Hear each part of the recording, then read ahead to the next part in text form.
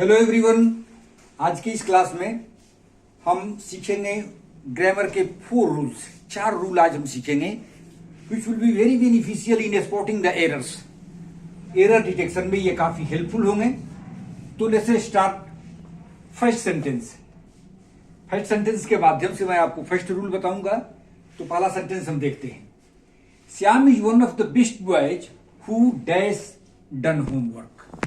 अब इस सेंटेंस में यहां कौन सा हेल्पिंग वर्ब होना चाहिए, इसके संबंध में मैं रूल बताऊंगा और आपका कंफ्यूजन दूर करूंगा। इस सेंटेंस में ऑफन कैंडिडेट्स को कंफ्यूजन होता है कि हम सिंगुलर वर्ब रखें या प्लूरल वर्ब रखें। आज की हमारे क्लास का पर्पस यही है कि आपका कंफ्यूजन बिल्कुल जड़ से खत्म करना है। तो देखते हैं इस सेंटेंस को। Shyam is one of the best boys who dash done homework. अब ये देखिए, हु रिलेटिव प्रोनाउन है। हु रिलेटिव प्रोनाउन है और ये किसको सिग्निफाई कर रहा है? ये सिग्निफाई कर रहा है इसका एंटीसीडेंट, इसके पहले आने वाला जो नाउन है वो कौन है? वो है बॉयज। लेकिन कंफ्यूजन ये हो जाता है कि हम श्याम के अनुसार, इस सब्जेक्ट के अनुसार हम सिंगुलर वर्ब यहां रख देते हैं। Shyam is one of the best boys who. तो हु आया है किसके लिए? बॉयज के लिए, और बॉयज है प्लूरल। तो हमारा वर्ब क्या हो गया उसके अनुसार? Who have done homework. Who have done work. यहां हमें कंफ्यूजन होता है कि हम हैज लिखें या हैव लिखें, क्योंकि लोगों को यह पता चल जाता है, भ्रम हो जाता है कि यहां पर सब्जेक्ट श्याम है, लेकिन श्याम सब्जेक्ट नहीं है। Shyam is one of best boys. Shyam उन सभी अच्छे लड़कों में से है जिन्होंने अपना होमवर्क किया है। तो ये हु जो आ रहा है जिन्होंने के लिए, ये किसके लिए आ रहा है? श्याम के लिए नहीं आ रहा है, ये बेस्ट बॉयज के लिए आ रहा है, बॉयज के लिए। हु का एंटीसीडेंट, हु के पहले आने वाला नाउन बॉयज है और बॉयज प्लूरल है। इसलिए हमें कभी भी कंफ्यूजन नहीं होना चाहिए कि हम यहां सिंगुलर वर्ब रखें। यहां हम हमेशा प्लूरल वर्ब रखेंगे। Who have done homework. इसी के अनुसार अगर और कोई हमें पॉजेसिव प्रोनाउन भी रखना हो तो हम प्लूरल ही भी रखेंगे, प्लूरल ही रखेंगे। Who have done their homework. अगर रखना हो, अगर इस तरह का कोई सेंटेंस हो जिसमें पॉजेसिव केस आया हुआ हो, तो पॉजेसिव केस हम प्लूरल वाला ही रखेंगे, हिज नहीं रखेंगे, देयर ही रखेंगे। तो अब आपका ये कंफ्यूजन दूर हो गया होगा। अब ये कंफ्यूजन मैंने दूर कर दिया है कि हु आया है बॉयज के लिए, इसलिए यहां वर्ब प्लूरल होगा। तो पहला रूल हमारा हो गया। पहला रूल क्लियर हो गया कि वन ऑफ द के केस में हम वर्ब प्लूरल रखते हैं क्योंकि रिलेटिव प्रोनाउन। और वन ऑफ द के बाद आप ये जानते हैं कि कभी भी यहां सिंगुलर नहीं रखना है, ये भी ध्यान रखना है। अगर यहां बॉय लिखा हुआ है तो वो भी गलत है। आपको ये भी देखना है कि वन ऑफ द के बाद यहां जो नाउन आएगा वो भी प्लूरल ही रहेगा। So now it's clear. Now will switch over to second rule with second sentence. He is only one of the best boys who dash never been absent in the class. अब ये देखिए, ये rule भी इसी का एक part है, इसी का एक पार्ट है। ये स्पेशल केस है।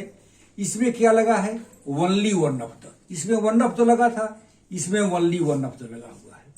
यहां भी वैसे ही है हु, लेकिन यहां एक्सेप्शन टू द रूल है। यहां आपको ध्यान देना पड़ेगा कि वन ऑफ द के पहले अगर ओनली लगा हुआ हो तो हमारा वर्ब सिंगुलर होगा।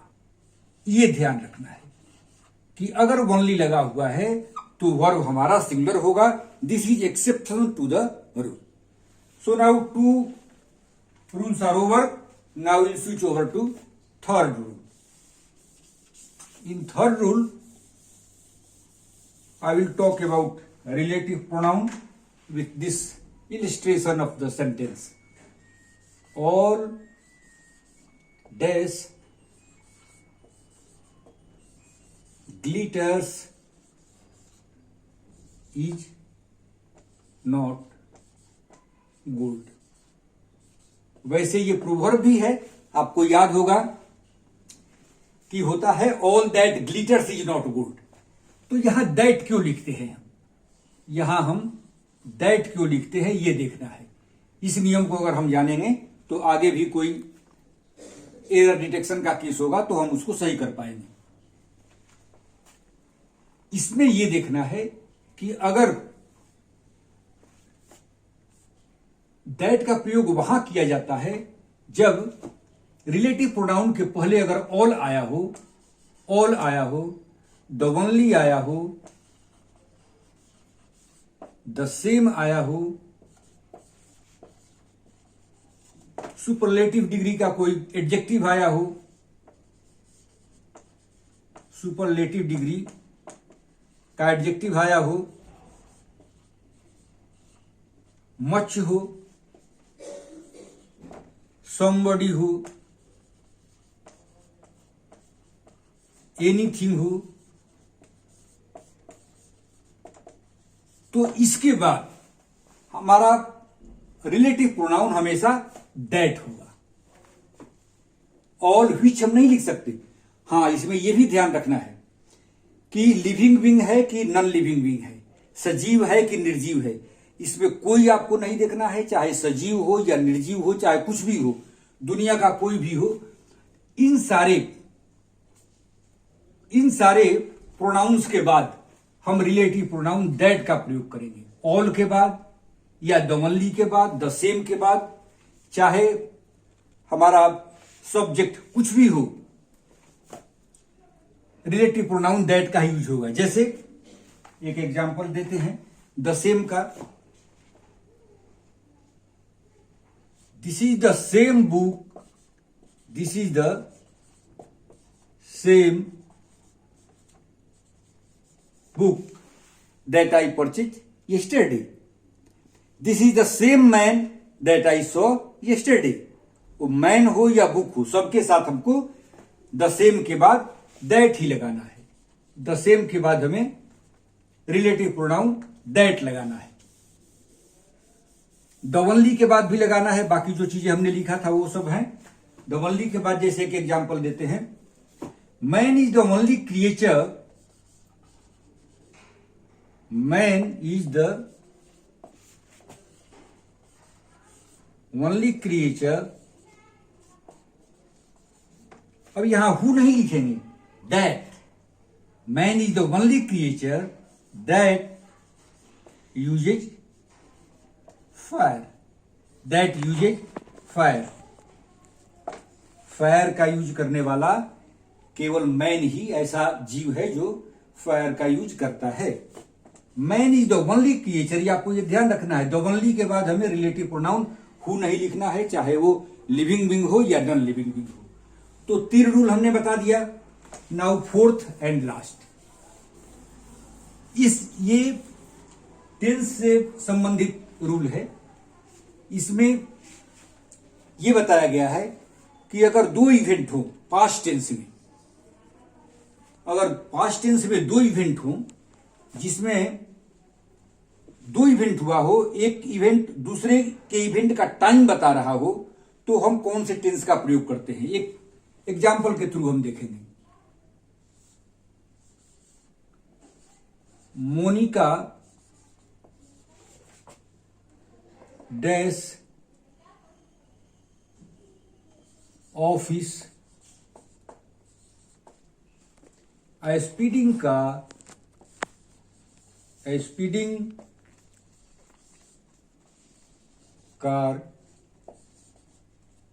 dashed her।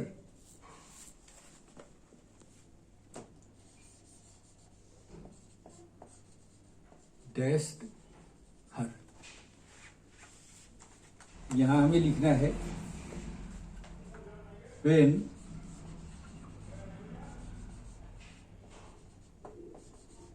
Monica was entering the office, when Monica was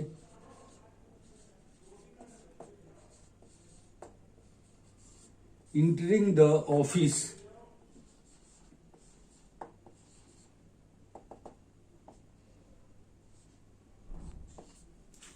When Monica was entering the office, a speeding car dashed her.